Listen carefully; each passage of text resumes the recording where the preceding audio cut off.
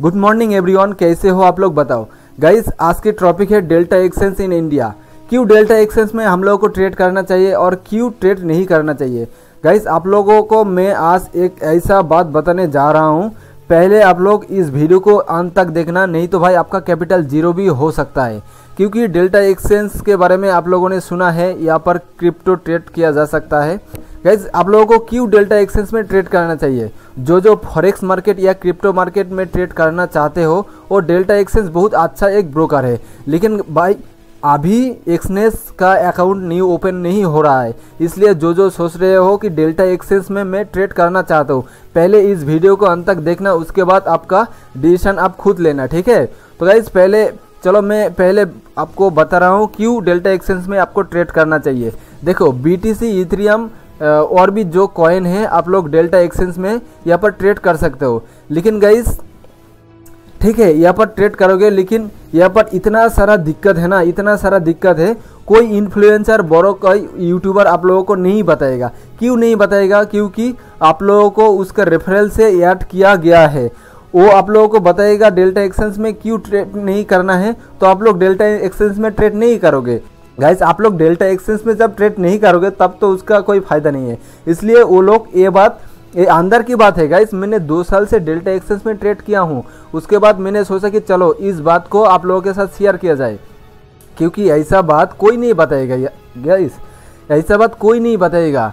जो लोग आपको इन्फ्लुएंस करता है, जो इन्फ्लुएंसर आप लोगों को डेल्टा एक्सचेंज में ट्रेड करने के लिए मजबूर करते हैं ना, क्यों डेल्टा एक्सचेंज में ट्रेड नहीं करना चाहिए। चलो आज मैं आप लोगों को बताऊंगा डेल्टा एक्सचेंज में क्यों नहीं ट्रेड करना चाहिए।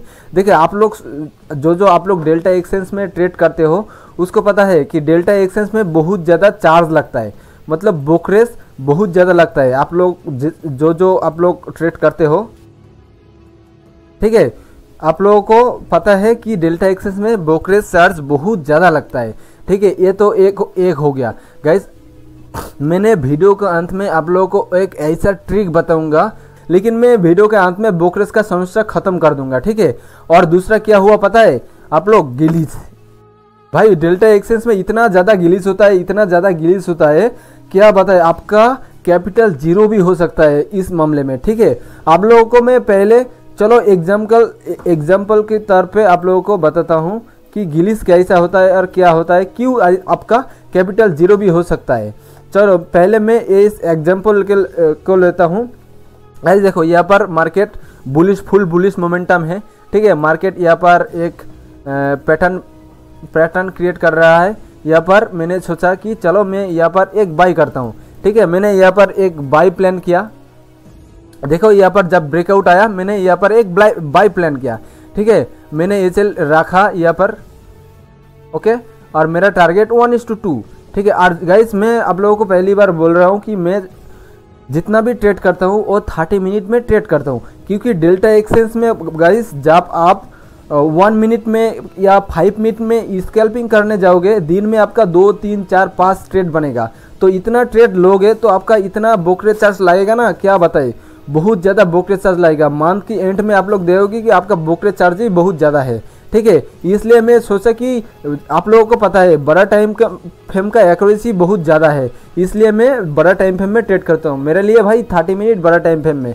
और एक बात है, जो लोग डेल्टा एक्सचेंज में ट्रेड करने के लिए सोच रहे हो गाइस, आप लोग बड़ा टाइम फ्रेम में ही ट्रेड करना, लेकिन उससे पहले इस बात को सुन लो एक बार, क्योंकि ये बात बहुत इंपॉर्टेंट है, नहीं तो आपका कैपिटल भी जीरो हो सकता है, ठीक है।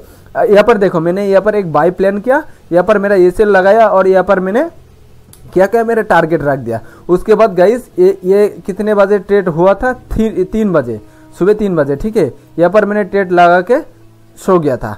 उसके बाद मैंने जब 10 या 10 बजे मैंने उठा, ठीक है, 10 बजे मैंने उठा, मैंने देखा कि मेरा टारगेट प्राइस हिट नहीं हुआ। क्यों नहीं हिट हुआ गाइस? यहाँ पर देखो, यहाँ पर एक बहुत बड़ा मोमेंटम आ गया था, बहुत बड़ा, मतलब यहाँ पर देखो कितना पॉइंट का मोमेंटम आया है इस सिंगल कैंडल में 1500, मतलब 1500 पॉइंट का यहाँ पर मोमेंटम आ गया।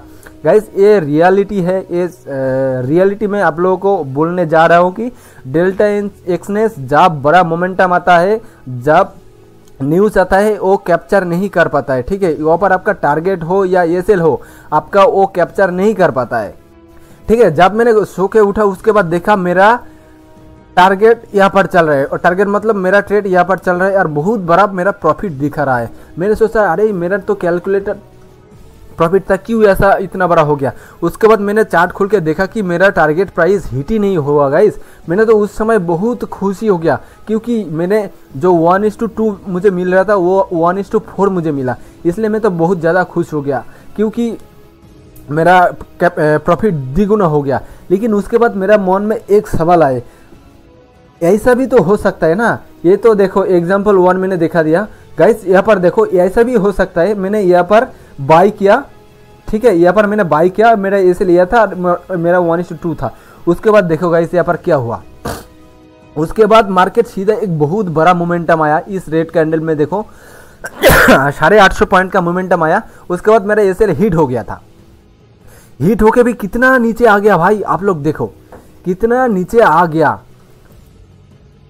मैंने ये शायद आपने इस ट्रेड को होल्ड किया, ठीक है, और आपने इस ट्रेड को नहीं देखा। जब ज़्यादातर 30 मिनट में जब आप ट्रेड करोगे तो हर टाइम देखना नहीं होता है। ठीक है, आप ट्रेड लगा के छोड़ दो, उसके बाद जब एसएल हिट हो जाएगा या टारगेट हिट हो जाएगा आपके पास नोटिफिकेशन आ जाएगा।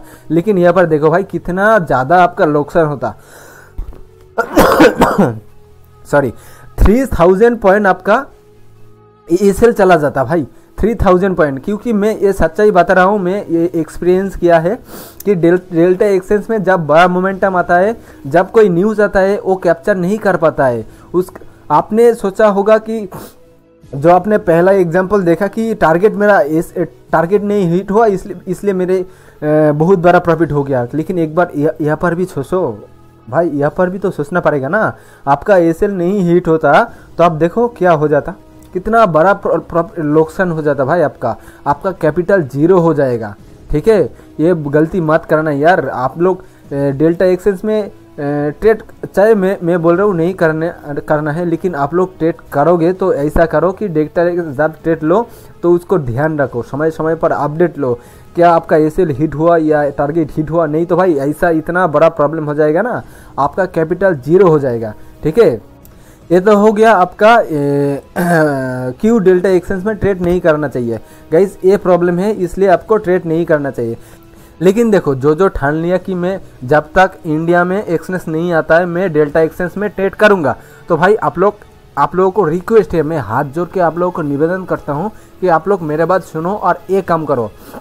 डेल्टा एक्सचेंज में आप लोग कभी भी स्कैल्पिंग या 5 मिनट में ट्रेड मत करो यार, नहीं तो इतना चार्ज लगेगा ना, इतना चार्ज लगेगा भाई, आपका क्या बताऊँ, आपका महीने के एंड में जब दोगे आपका भाई प्रॉफिट से ज़्यादा लॉस है।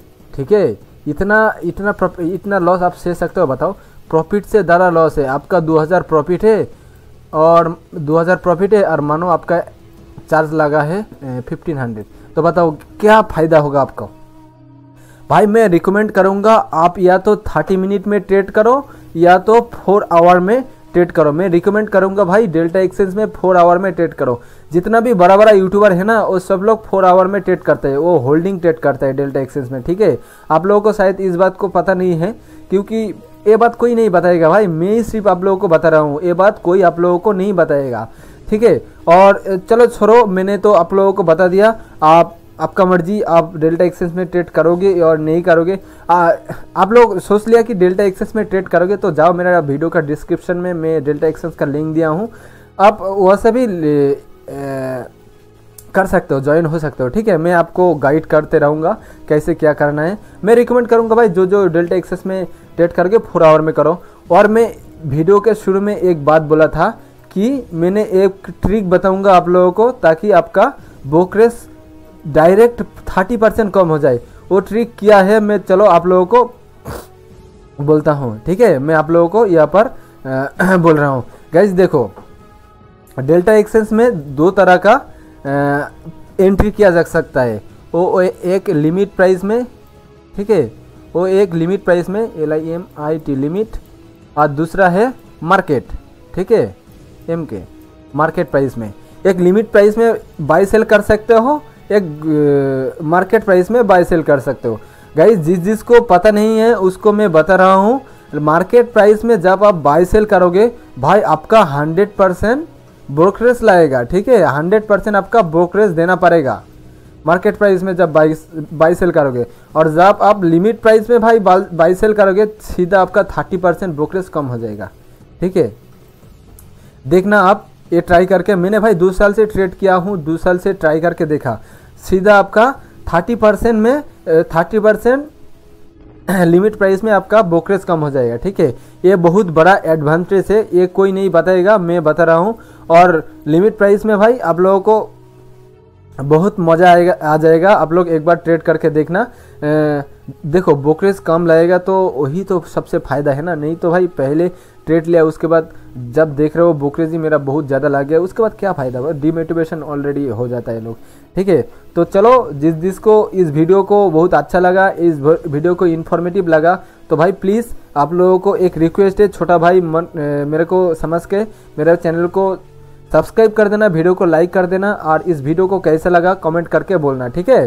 तो और आप लोग चाहते हो कि जब तक इंडिया में एक्सनेस नहीं आता है आप लोग डेल्टा एक्सेस में ट्रेड करोगे, तो प्लीज़ यार आप लोग जाओ, मेरा डिस्क्रिप्शन में डेल्टा एक्सनेस का लिंक दिया हुआ है। अभी तो एक्सनेस का लिंक से कोई आप लोग न्यू अकाउंट नहीं ओपन कर पाओगे, लेकिन डेल्टा एक्सचेंज का अकाउंट ओपन कर लेना। और जो इंडियन मार्केट ट्रेड करते हो उसका भी लिंक दिया है। इंडियन मार्केट का एंजल वन बहुत अच्छा ब्रोकर है, वो भी आप लोग ओपन कर सकते हो। तो चलो वीडियो को मैं यहीं पर एंड करता हूँ, आप लोगों को अच्छा लगा तो प्लीज़ सब्सक्राइब कर देना।